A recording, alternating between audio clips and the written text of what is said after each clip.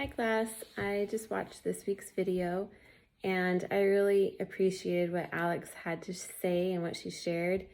I think it was probably a lot for her to share her story and get to the place where she was able to do that the Alex that we see today. I thought it was incredibly inspiring to hear her say that she had to see up to 25 therapists and 11 misdiagnosis and all the trauma that came along with that, and the overcoming of the abuse and just learning how to still dream and how to create and how to use these strengths she's always had, and to not lose hope in those. And so I thought that was really interesting that she was cracking jokes, and I really enjoyed her humor that she brought into it, and that was fun to see her personality come through. But that she also used her past and the struggles that she knows a lot of people that have Asperger's or are on the spectrum also deal with, to help motivate her to create an app to help herself, which she said she used that app for her speech that she shared with us, and then to help others as well. And so I thought that was really encouraging to know that we can share our stories. We don't have to be ashamed of the past or what's the route we've taken to get where we are today. I like the reminder to kind of weave in humor where able. I think that's really important and helps your audience to be able to relate to you more.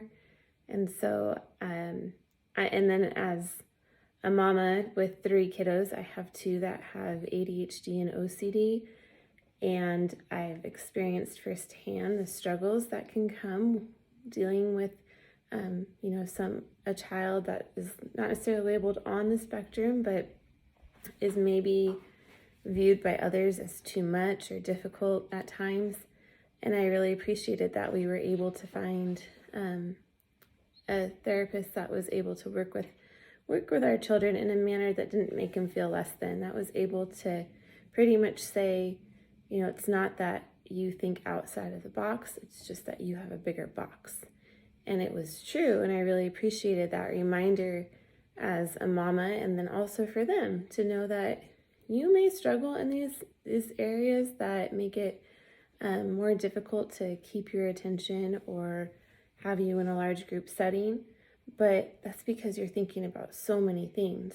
And so learning how to direct my children in a way where they have those outlets where they can create, where they can research, they can do things that they want to do, that's just more. That means that they have that engineering brain, they have that artistic ability and desire to think ahead. That's what makes them good at chess and puzzles and robotics and whatever else that they do that has those multi-layers.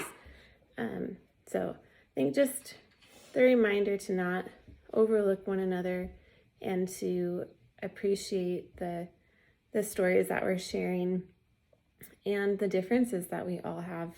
I liked Michaela's reminder this week that each of our stories are so different, and that it is taking a lot of emotional vulnerability to share them, and that even after we submit them, the reminder to just continue to revise and work through them even more. So I appreciated this talk. I love that she touched on Temple Grandin, and I would highly recommend, if you haven't watched the documentary, I believe it's on Netflix.